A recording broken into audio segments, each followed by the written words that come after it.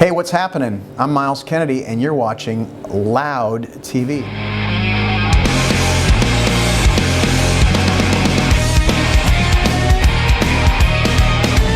Nice to meet you, Myles. Nice to meet you. So, got melodies in my head. All right. This is a great thing, and that's a good thing. this is your third album. It is. I feel it's very personal album. I think to a point, yeah. Generally, the solo records, the lyrics tend to lean a little bit more personal, introspective, as opposed to telling stories. Because it's a solo record, you know. It's like that feels like the appropriate spot. So.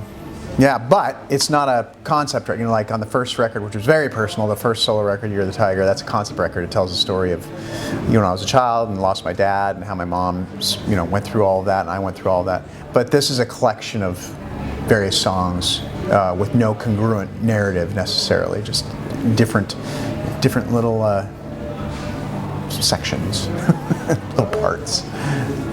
But you often say heartbreaking. I often say heartbreaking. Yeah. Sure. I think there's always a little bit of heartbreak in there, a little bit of something that needs to be worked through. And that's the beauty of having any sort of creative outlet, is so you can take those painful moments or things you're trying to work through and understand and work through it, whatever the medium is. And for me, it's songs. Yeah. And so, is it easy for you to get off of your heart, all these maybe negative feelings and transforming to positive energy, For me, that's a big part of it, is taking something that is, the seed of it can be negative, but yeah, it can transform into something positive in my own life or maybe in somebody else's. But it is paramount to me when I'm writing. A lot of times these songs, it's kind of a selfish endeavor because I'm writing to try and I might be needing to hear something over and over to help me to evolve or to navigate life. So sometimes these lyrics, not sometimes, all the time. You were talking about melodies earlier. I want to marry them with melodies that will stick in my head, maybe yours, and marry them with lyrics that I need to be reminded of. And I've done that for years, and they end up becoming kind of like these just mantras to live life by. So what do you find? In which state of mind do you find your melodies? In the shower, maybe, or sure, bicycling, or whatever. All sorts of crazy stuff where you'd be like, really? Yeah, the antenna's always up. You never know when a good melody is going to pop into your head. I've had melodies pop into my head while I'm mowing the lawn. Back when years ago, like nearly 20 years ago, and I was working in my yard, and I heard. It ended up being used on the first solo record, in the year of the tiger, I won't weep and moan. I didn't know, it was just kind of like, what is that? I like it. So I had a little micro cassette recorder and I recorded it. But years later, I put it in a song. Dreams, that's another big one for me. I'll wake up in the middle of the night and I'll just grab my phone and sing something that I dreamed. Once in a while, the only issue with that is then I can't shut my brain off, and then I end up in the studio trying to complete it, as much of it as I can while it's still. Because a lot of times it won't just come as a melody. I'll hear the whole thing. I'll hear all the parts, all the music. And so then you're like, oh man. I really hope that somebody, as technology progresses, figures out a way to stick a cable or some sort of jack into your brain. So it's just like, oh, I woke up with a song, I can just press this button, it'll be an app, and it'll go straight to my phone, okay, it's there, now I can go back to sleep, as opposed to having to get up and work for 5 hours, making a demo. Someone get on that, please.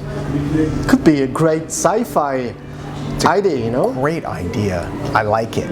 But there has to be some sort of problem, or it would be like, you'd hook it up to your brain and then it would infect you with a virus. I don't know. Viruses are everywhere, Exactly. So what's the heart of letting go? It's maybe you're older and you, yeah. Definitely. I'm definitely older. Letting go of the idea that I'm going to be young again. And that's okay. I actually really like it, to be totally honest with you. I'm finding great comfort in that in a strange, twisted way. Yeah, the art of letting go, to me, the art of doing anything is putting the time in, to do something well, as to devote yourself to it.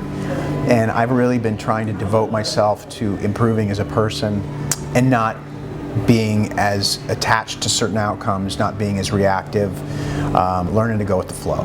And so to me, that's what the art of letting go is about. I mean, one could say, oh, it sounds like you're getting, kind of a bit of Eastern philosophy integrated into your way of thinking, which is kind of where I'm at and have been for years. And it's really kind of transformed my situation in a healthy way.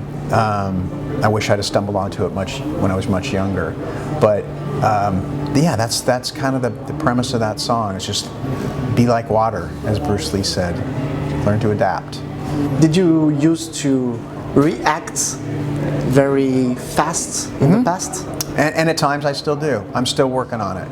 But when I was a younger person, you just knee-jerk reaction. Something happens that triggers you, and then before you know, like, whoa, how did it go from 0 to 100 like that? So these were things I just had to learn to recognize and learn to deal with in a healthy way. And I was never like some sort of super angry, aggressive. I'm not saying that, but just little things that I wouldn't like to have power over me, right? So say you're driving and somebody cuts you off, or somebody flips you the bird while you're driving, and you trigger that. It does that thing because we're human, and hey, we're easy there. But then I found myself going, well, why let that bother me? Why, it just didn't seem logical, because that was somebody else's, whatever their thing was or whatever the situation was, where suddenly they're raining on your parade. And I was like, life's too short. I don't need that negativity. Let time do its thing, and you can think clearly that way. Yeah. Don't do it. Don't react to something that you're going to regret down the road. Just get some distance from it. Take a breath. And it's funny. That seems like such a cliche. I mean, people always used to say that. But there's this song that came out, I don't know, 15 years ago, and I think her name is Anna now. I can't remember her last name. She had this beautiful song called "Breathe." Just breathe, just breathe. This beautiful melody. Speaking of great, that's a great melody. But that lyric, I always think about that. It's not a hard rock song or anything. It's just it's like a singer-songwriter thing. But I think about that a lot when I'm in a situation where it's like, just breathe, man. Just chill out. Just chill the F out. It's gonna be okay. This album is recorded more with a live spirit, as a three-piece members, and without other elements that you couldn't reproduce on stage, right? Yeah. Was it easy, or because sometimes to make simple or simpler songs, it's maybe harder, no? It kind of is. Yeah, it's interesting. Yeah, the goal was to make this record something that we could play live as a three-piece without having to change a bunch of things. But it is kind of harder, because what happens is you need to make sure that the way the song's written is compelling enough from the ground up, where you don't have to worry about like production. You don't have to worry about adding, this chorus is going to pop more if we have, some sort of, we call it sonic fairy dust sprinkled over the top of it. And it's got to be about a good melody, good chord progression, good lyric, and that was really the goal, is making sure everything could stand on its own without production tricks. So songs could be rock, could be heavier, but could be also very cool. sometimes very intimate. I feel the impression that when you listen to with headphones that you are right there. Yeah. Well, that's good. He's right there. He's driving me crazy. What's he doing? Where is he? Well, no, but that was kind of when we were talking about how the record would be mixed. Elvis, the producer, and I were talking one night, and we were like, "What if, we kind of had a lot of times with rock vocals, they're like drenched in reverb and they're kind of tucked back, and there's like they create like a wall of sound with all the guitars. But we were like, well, what if, since it's such a sparse approach to recording, we're just going to do left guitar, right guitar, the drums and bass. Let's take the vocal and just put it right here, so that it literally at times is going to feel like I'm singing in the room with, right to you. And so I appreciate, it's nice to know that kind of comes across, because that was something we were kind of trying to achieve on this record. And how to mix and to make such melodies, such different moods, uniform, homogenic. That's always a big thing with me, is how do you make a record that is congruent but yet different enough to not be the same song all the way through.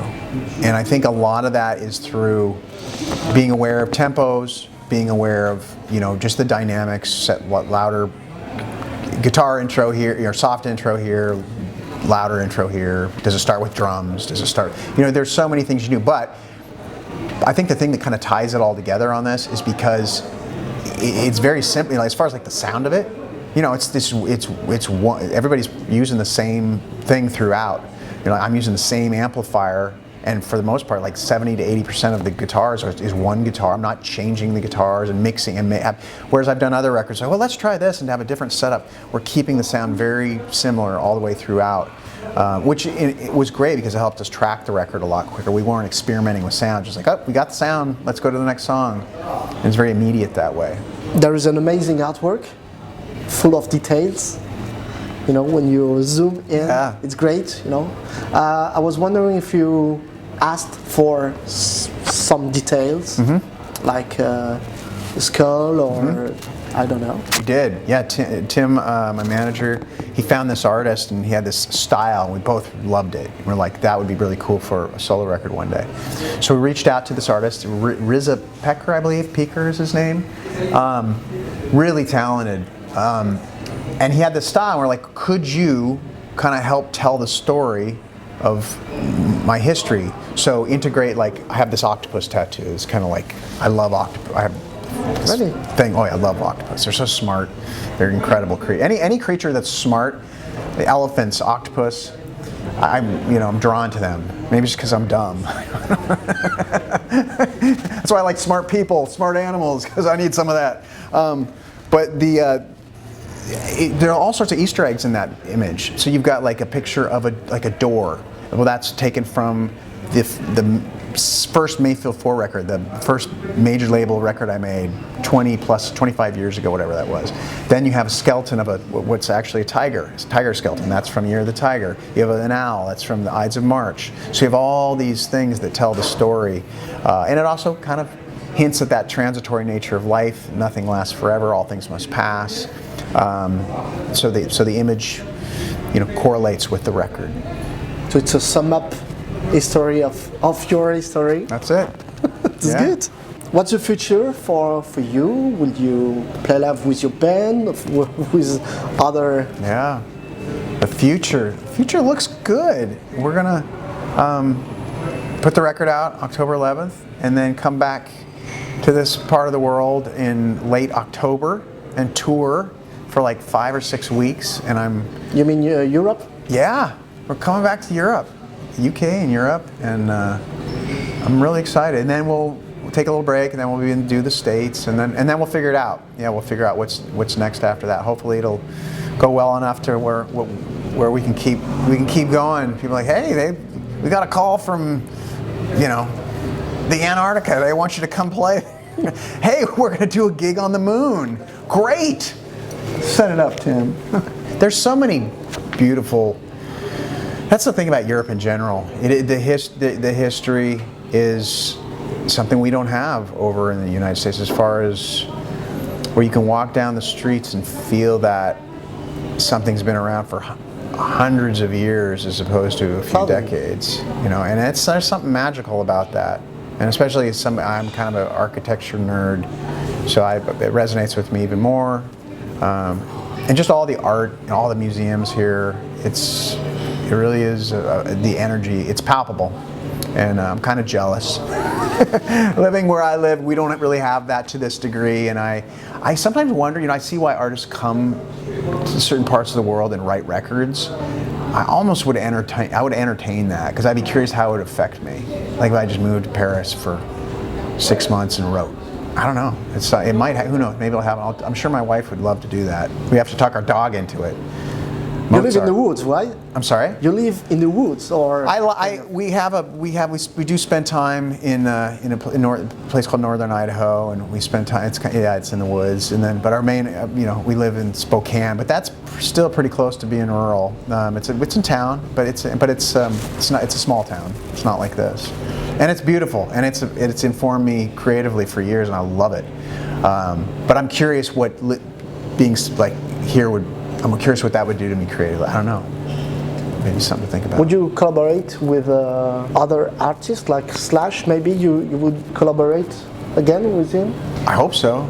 I love that. I love that bond. I love the bond with him and that entire band, as with my brothers in Alter Bridge. You're sitting in front of one of the luckiest guys on the planet, because most people don't have the opportunity to get to, well, I shouldn't say that. That's not fair. I'm sure plenty of people work with people they love and get along with, but to have this many kind of in the orbit, different projects that I care for as much as I do, and there's this respect and bond and the level of talent with these guys that is, it's inspiring to me.